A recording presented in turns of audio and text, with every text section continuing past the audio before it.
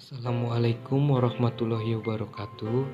Kami dari kelompok 10 ingin menjelaskan hasil kerja kelompok kami yang disusun oleh Sherly El Safira, Selvianti, dan Ajil Khairul Amri tentang permasalahan dan pendekatan dalam pengembangan ilmu yang meliputi 1. Permasalahan dalam pengembangan ilmu, 2. Pendekatan ontologi, 3. Pendekatan aksiologi, dan 4. Pendekatan epistemologi. A. Permasalahan dalam pengembangan ilmu. Sejalan dengan perubahan dan perkembangan zaman, ilmu mulai terpisah dari induknya yaitu filsafat. Ilmu mulai berkembang dan mengalami diferensiasi, pemisahan hingga spesifikasinya semakin terperinci. Bahkan suatu cabang ilmu pada 23 tahun yang lalu diperkirakan berkembang menjadi lebih dari 650 ranting disiplin ilmu. Surya Sumantri 1986. Filsafat Yunani kuno yang tadinya merupakan satu kesatuan kemudian menjadi terpecah-pecah. Ilmu-ilmu cabang dengan metodologinya masing-masing mengembangkan spesialisasinya sendiri-sendiri secara intens. Lepasnya ilmu cabang dari batang filsafatnya diawali oleh ilmu-ilmu alam atau fisika.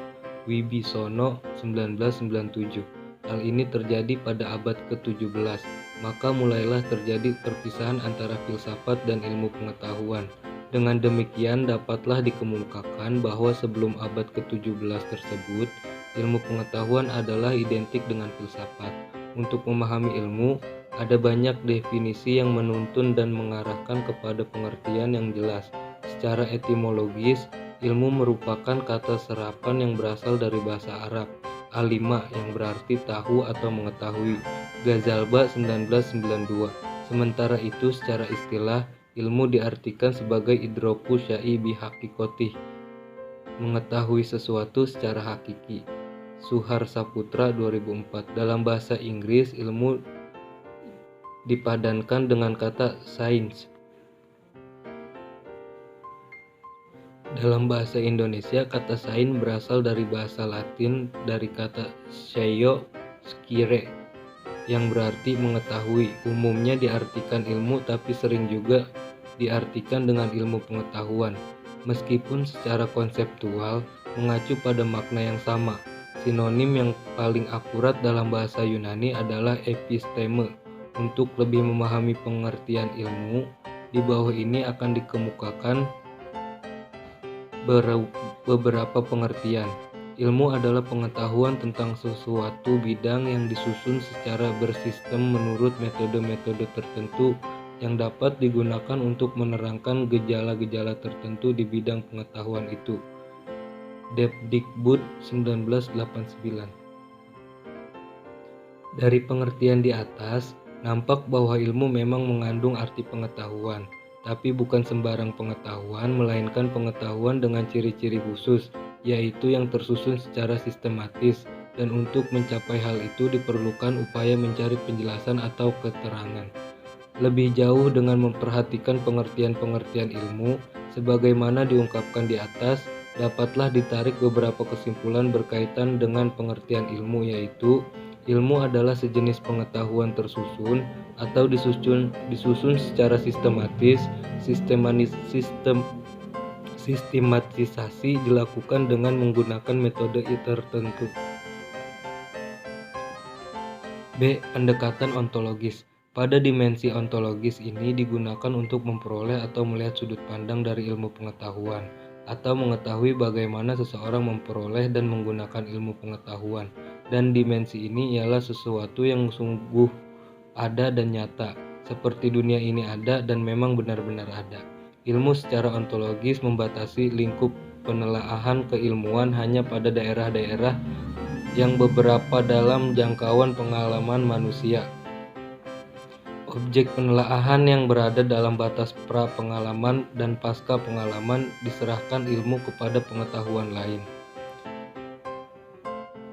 Ilmu yang hanya merupakan salah satu pengetahuan dari sekian banyak pengetahuan yang mencoba menelaah kehidupan dalam batas ontologis tertentu. C. Pendekatan aksiologi. Definisi yang membahas ilmu pengetahuan, nilai-nilai yang memberi batasan-batasan bagi pengembang ilmu. Ilmu pada dasarnya harus digunakan dan dimanfaatkan untuk kemaslahatan manusia. Ilmu dapat dimanfaatkan sebagai sarana atau alat dalam meningkatkan taraf hidup manusia dengan memperhatikan kodrat manusia, martabat manusia, dan kelestarian atau keseimbangan alam. Pengetahuan ilmiah untuk kepentingan manusia diperoleh, disusun, dan dipergunakan secara komunal dan universal. Komunal berarti ilmu merupakan pengetahuan yang menjadi milik bersama. Setiap orang berhak memanfaatkan ilmu menurut kebutuhannya. Universal berarti bahwa ilmu tidak mempunyai konotasi ras, ideologi, atau agama. D. Pendekatan epistemologis. Epistemologi adalah suatu cabang filsafat yang menyoroti atau membahas tentang tata cara, teknik, atau prosedur mendapatkan ilmu dan keilmuan. Dari sini dapat ditarik pengertian bahwa epistemologi membahas tentang bagaimana suatu pengetahuan atau keilmuan dapat diperoleh manusia. Landasan epistemologi ini tercermin secara operasional dalam metode ilmiah. Metode ilmiah pada dasarnya merupakan cara ilmu memperoleh atau menyusun tubuh pengetahuannya berdasarkan a. kerangka pemikiran yang bersifat logis dengan argumentasi yang bersifat konsisten dengan pengetahuan sebelumnya yang telah berhasil disusun. B. Menjabarkan hipotesis yang merupakan dedukasi dari kerangka pemikiran tersebut. C. Melakukan verifikasi terhadap hipotesis untuk menguji kebenaran pernyataan secara faktual. Kerangka pemikiran yang logis adalah argumentasi yang bersifat rasional dalam mengembangkan penjelasan terhadap fenomena alam. Verifikasi secara empiris berarti evaluasi secara objektif dalam suatu pernyataan hipotesis terhadap kenyataan faktual. Verifikasi ini berarti bahwa ilmu terbuka untuk kebenaran lain selain yang terkandung dalam hipotesis. Verifikatif faktual membuka diri terhadap kritik pada kerangka pemikiran yang mendasari pengajuan hipotesis. Kebenaran ilmiah dalam keterbukaan terhadap kebenaran baru mempunyai sifat pragmatis yang prosesnya secara berulang, berdasarkan cara berpikir kritis.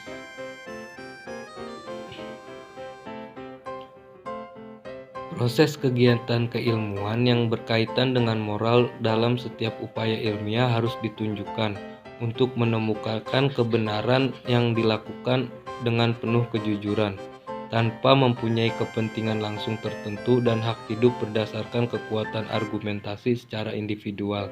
Jadi, ilmu merupakan sikap hidup untuk mencintai kebenaran dan membenci kebohongan. Kesimpulan, sejalan dengan perubahan dan perkembangan zaman, ilmu mulai terpisah dari induknya yaitu filsafat.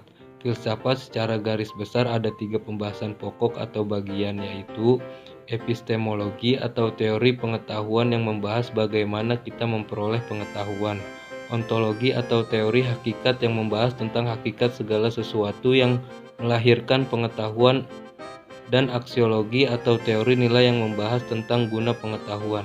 Sehingga mempelajari ketiga cabang tersebut sangatlah penting dalam memahami filsafat yang begitu luas ruang lingkup dan pembahasannya.